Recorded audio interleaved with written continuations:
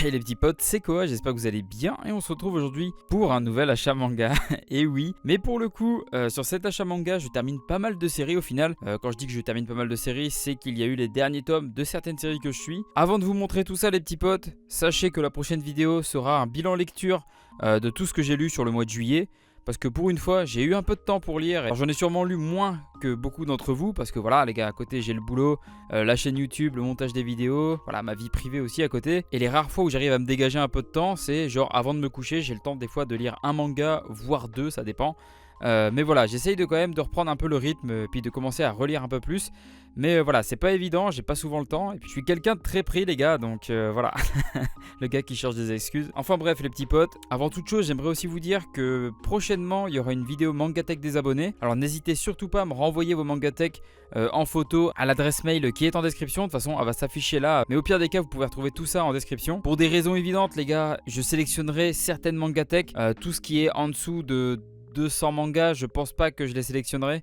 Désolé pour vous, mais voilà, c'est pour essayer d'écumer un petit peu. Sinon, ça fait beaucoup trop de mails d'un coup à trier. Donc, encore désolé si vous n'avez pas encore 200 mangas. En tout cas, les petits potes, je compte sur vous pour m'épater. Et sur ce, on va pouvoir débuter la vidéo. Et quitte à l'avoir annoncé en début de vidéo, on va commencer par les séries justement qui viennent de se terminer. Alors, on a tout d'abord le tome 8 de Chobits, donc par Clamp. Donc, Clamp, c'est l'auteur, enfin, le groupe d'auteurs de mangaka qui a réalisé Sakura Chasseuse de cartes, Tsubasa Reservoir Chronicle, les XXXolic, il y a eu quoi d'autre? Ils ont fait les esquisses de Code Geass donc pour l'animé. Il y a aussi leur manga qui s'appelle X, donc X de Clamp. Voilà, et les gars, j'en oublie, il y en a plein, ils ont fait énormément d'œuvres. C'est un groupe de mangaka féminin, donc c'est quelque chose de rare. Et voilà. Dernier tome de Chobits, donc ça c'est une réédition les gars, c'est pas l'œuvre originale. Je sais pas si Pika est en train de rééditer toutes les œuvres de Clamp, mais voilà, l'autre coup il y a eu Sakura Chasseuse de cartes qui a été réédité. D'ailleurs pour le coup l'édition est un peu couleur rose pâle, dorée, elle est franchement magnifique. Et là, ils ont fini les Chobits. Ils ont également annoncé les XXXolic, si je dis pas de bêtises. Donc, il va y avoir une réédition encore. Je veux pas dire de bêtises, mais je pense que c'est également Pika qui aura la licence. Bon, ça serait la suite logique, étant donné que c'est un peu eux qui ont les clamps. Je pense pas trop me tromper en disant que ce sera eux. Mais voilà, petite série Chobits en seulement 8 tomes. Ensuite, le 14e et dernier tome de Platinum End, donc réalisé par le fameux duo Takeshi Obata et Tsugumi Oba, donc ceux qui ont réalisé Death Note, le classico les gars. Donc leur série vient de se terminer en France. Voilà, 14 tomes avec des covers toujours aussi magnifiques, avec le petit côté mosaïque. Franchement, pour le coup, Kazé, ils ont vraiment géré parce que les covers, en vrai, il n'y a rien à dire. Je kiffe bien quand les covers comme ça, elles ont de la brillance, les gars. Ah, les gars, j'adore quand ça brille. Ça, c'est mon petit côté princesse, je pense. Je m'étais arrêté au tome 12, si je dis pas de bêtises. Je trouvais que ça traînait un peu. À voir le 13 et 14 comment ça se conclut, mais voilà, j'étais pas trop chaud. Pourtant le début partait super bien. Il y a eu un petit moment de creux, à voir comment ça se termine. Je sais pas s'il y en a parmi vous qui ont suivi la série. Après les gars, ça se lit très bien, mais il y a quand même beaucoup de dialogues, c'est quand même assez compliqué. Il y a énormément de choses, beaucoup d'informations. Pour moi, c'est comme Death Note, ça aurait dû être classé dans les seinen limite. Mais voilà, ça reste un shonen comme Death Note à première vue. Donc ok les gars, why not c'est comme ça, c'est l'éditeur qui a choisi. Mais voilà, c'est un shonen. Ça vient de se terminer les petits potes, si vous n'avez pas encore commencé et que vous adorez le duo qui a réalisé Death Note, je peux que vous le conseiller. Après je sais que les avis dessus sont très mitigés, après à vous de vous faire votre avis. De toute façon les gars, je vous mets toujours les liens en description pour les petits extraits et tout les gars, ça régale. Je vous fais partager tout ça, comme ça vous pouvez découvrir des nouvelles séries. Donc voilà pour Platinum End, et pour la troisième série qui vient de se terminer, et pour le coup c'est celle que j'attendais le plus, mais il s'agit de mon gros coup de cœur, et j'en ai déjà parlé énormément sur la chaîne, Prisonnier Riku, le tome 38. Donc le dernier tome de cette grosse série est pourtant si peu connu. Et ça les gars, ça fait mal à mon petit cœur malheureusement. Mais Prisonnier Riku c'est très lourd, c'est une grosse bombe. Ça fait mal que ce soit aussi peu connu en France. Et à l'époque je crois que c'était Lucas TV qui en avait parlé. C'était il y a au moins 5-6 ans, il en parlait souvent. Et j'avais commencé à ce moment là. Et franchement les gars, c'était une excellente découverte. Et voilà, après j'ai pas lu les derniers tomes. J'ai toute la série. Maintenant que j'ai fini la série, je vais pouvoir me lire la suite de la série. Pour ceux qui connaissent un peu, je m'étais arrêté au début de la deuxième partie. Si vous n'avez pas lu la série, vous savez pas de quoi je parle. Mais voilà, c'est pour éviter de spoil. Mais là, j'ai grave hâte, je vais pouvoir me replonger dedans.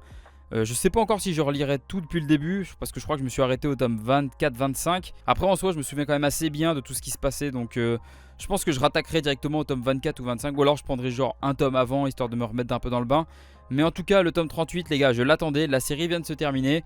Ça fait une nouvelle série de finie. Malheureusement, moi qui pensais souffler un peu et que ça allait faire un petit peu moins de dépenses tous les mois, parce que voilà, à chaque fois qu'il y a une série qui se termine, normalement c'est censé alléger un peu le portefeuille. Mais c'est pas le cas. Quand on a une copine comme Lily qui aime bien commencer des séries toutes les semaines, et ben on commence plus de séries qu'on en finit. Donc bon, je peux pas trop lui en vouloir parce que voilà, c'est souvent des séries que j'ai envie de faire en plus. Donc bon, je lui en veux pas au final. En tout cas, voilà pour les 3 séries qui viennent de se terminer. Voilà, elles sont peut-être terminées depuis quelques semaines pour certaines. C'était dans la pile d'achat manga, les gars. Je vous le dis à chaque fois, mais la pile, elle est quand même assez grande. Hein. J'ai encore beaucoup de trucs à vous présenter. Et puis plus je tarde entre chaque vidéo, et plus la pile augmente. Donc voilà, j'ai l'impression que je vais jamais m'en sortir. Ne vous inquiétez pas, les petits potes. On en viendra à bout un jour, promis. Mais pour ce qui est de la suite de cet achat manga, on a également pris le tome 8 de Iruma à l'école des démons. Donc toujours aussi drôle. Si vous n'avez pas commencé la série, je vous en avais parlé en plus dans une des dernières vidéos achat manga. Je crois que c'était l'avant-dernière achat manga. Enfin, je sais plus exactement, mais voilà, j'en ai déjà parlé. Je vous remets un extrait en description parce qu'en vrai, c'est quand même bien poilant.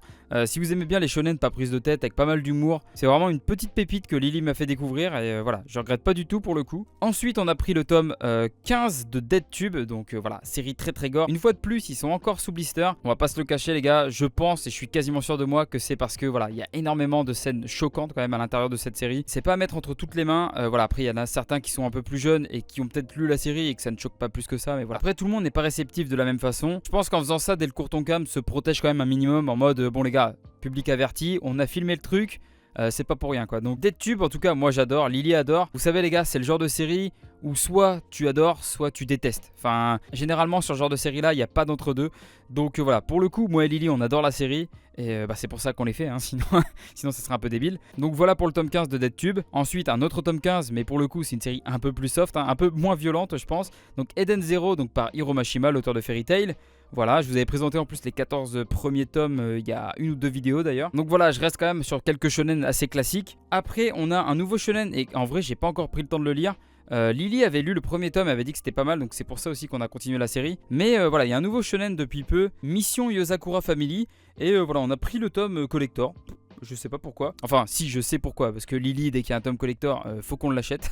Ils avaient fait un collector sur le tome 1 qui, franchement, était pas terrible. Enfin, c'était un coffret, mais qui s'ouvrait comme ça en carton un peu pourrave, les gars. Bon, on va pas se le cacher. Et là, pour le coup, pour le tome 3, ils ont fait un coffret assez propre. Mais ils n'ont pas fait de coffret pour le tome 2. Donc, c'est un peu débile. C'est un peu dommage. Ça va faire bizarre d'ailleurs dans la collection. Et voilà, il y a quelques magnettes également de la série. Donc, voilà, on verra. Peut-être qu'on les mettra sur le frigo, les gars. Donc, voilà pour le tome 3 de Yozakura Family. Pareil, les gars, vous pourrez retrouver un petit extrait en description. Non, je ne suis pas en train de galérer. Juste un petit peu. Voilà. Tac. Ah, les gars, là, je viens de revoir le petit pansement à l'écran. Vous inquiétez pas les gars, je me suis juste battu contre 53 mecs dehors là tout à l'heure. Évidemment que j'ai gagné. Ils m'ont juste blessé un petit peu. De qui je me moque. Non, je me suis juste brûlé en fait au boulot. Bon les gars, on s'en fout de ma vie, hein, mais je me suis brûlé avec du caramel et ça faisait une grosse cloque, ça faisait dégueulasse. Bon, je me suis dit, je vais quand même mettre un petit pansement pour pas choquer mes petits potes. Petit caramel à 190 degrés sur le doigt, ça fait jamais du bien. Donc voilà, on met un petit pansement. Des fois ça me lance un petit peu, mais en vrai ça va. En vrai, quand tu te brûles avec du caramel, on va dire c'est la première demi-heure qui fait le plus mal. Et après tu le sens plus mais ça cloque. Très clairement ça fait dégueulasse les gars. Donc voilà, je voulais pas vous choquer, je voulais pas vous traumatiser. Après il y en a qui vont faire des cauchemars et tout. Voilà, ça va se plaindre en commentaire. C'était la petite anecdote caramel les gars. Ensuite on a acheté le tome 5 de Shy. D'ailleurs je vous ai présenté les 4 premiers je crois dans la dernière vidéo. Pour ce qui est de la suite, on a acheté le volume 29 de My Hero Academia, Katsuki Bakugo. L'envol, attention les gars. La bataille bat son plein les gars. Et là ça commence à être très chaud pour nos petits héros. J'en dis pas plus les gars, mais bon, il y a sûrement des abonnés qui trichent et qui lisent les scans ou quoi, mais bon, pour ceux qui suivent l'apparition française, si vous n'avez pas encore acheté le 29, attention les gars, il y a du très très lourd. J'en dis pas plus, évidemment que je vais pas spoil, hein, les gars, je ne spoil jamais, mais voilà, pour le coup, bon, je vous mets peut-être pas un petit lien en description parce que je pense que vous n'avez pas besoin de lire un extrait de My Hero Academia, je pense que vous connaissez la série. Donc voilà pour My Hero Academia.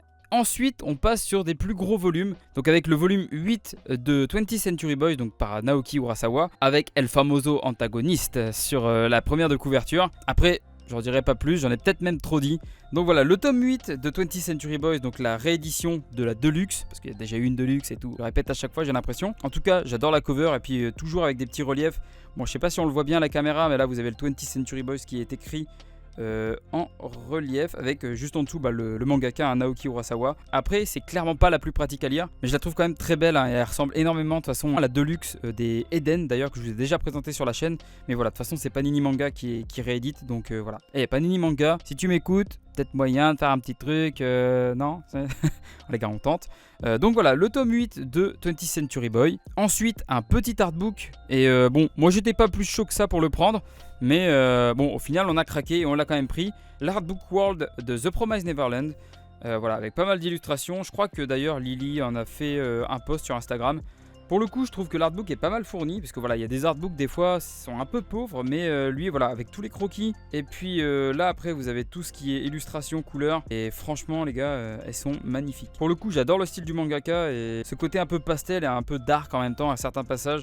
Voilà, The Promised Neverland, très très bonne série de toute façon. D'ailleurs, la série est terminée en France avec ses 20 tomes. Elle est terminée depuis peu d'ailleurs, mais voilà, si vous avez envie de vous les faire, sachez que tous les tomes sont disponibles à la vente et qu'il y a un petit artbook en ce moment qui est dispo. Les artbooks en général, ça tombe rarement en rupture parce que bon, généralement les artbooks ça touche un public de niche, à part genre pour du One Piece ou des gros shonen. Je pense que voilà, il y en aura toujours en stock. Il coûte 20€ si je dis pas de bêtises. De toute façon, le prix doit être derrière 19,99, donc c'est ça, 20€ les gars.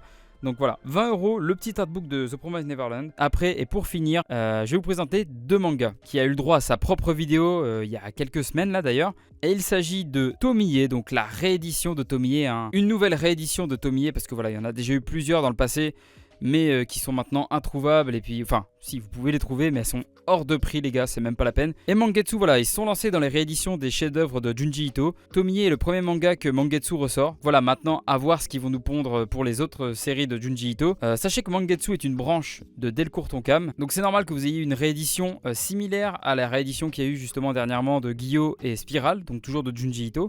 Donc voilà, c'est pour ça qu'on retrouve un peu le même style, la même cover, avec le titre en gros sur le côté. Voilà, on reste quand même sur le même schéma.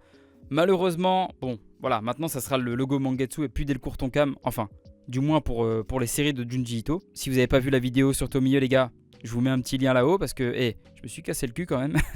Mais en tout cas, voilà, si vous aimez bien l'horreur, vous aimez Junji Ito et que vous n'avez pas encore acheté l'œuvre, foncez. Franchement, foncez les gars, c'est une pépite. En plus, Mangetsu a fait les choses extrêmement bien avec la petite biographie de Junji Ito. Toujours au début, en plus, vous avez une petite interview d'Alexandre Aja, donc un réalisateur français spécialisé dans l'horreur. C'est lui qui avait réalisé d'ailleurs le remake de La Colline à des yeux, Haute Tension, Piranha 3D. Il faut savoir que c'est un gros fan également de Junji Ito. Et d'ailleurs, il travaille sur une adaptation en film de Tomie depuis quelques années maintenant. Bon, on n'en sait pas plus les gars, mais peut-être qu'un jour on verra un film français donc, de Tomie. Et à la fin vous avez encore quelques petites pages de texte. Voilà. Donc les gars, franchement, c'est une très très belle édition. Elle est à 25,90 si je dis pas de... Elle est à 25. 24,90 les gars, bon c'est 25€.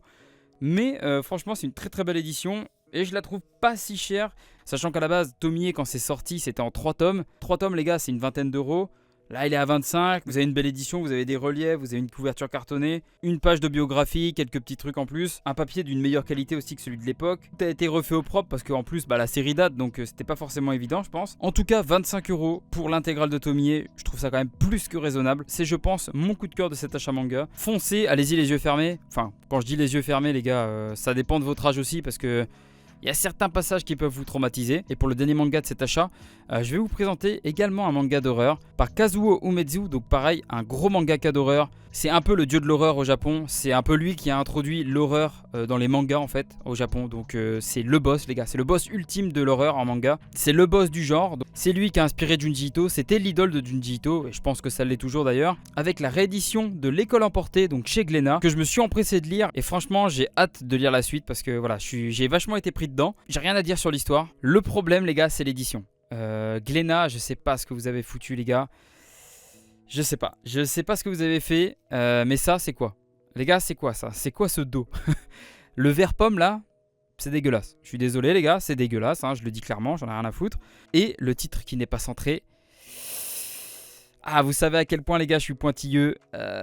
Ça me fait mal les gars hein. J'ai pas pu m'asseoir pendant 2 semaines sur une chaise parce que j'avais mal au cul. Donc voilà, L'école emportée, très bonne série, très bonne œuvre. Kazuo Umezu pour le coup ça reste le boss. Mais Glénat là, vous merdez.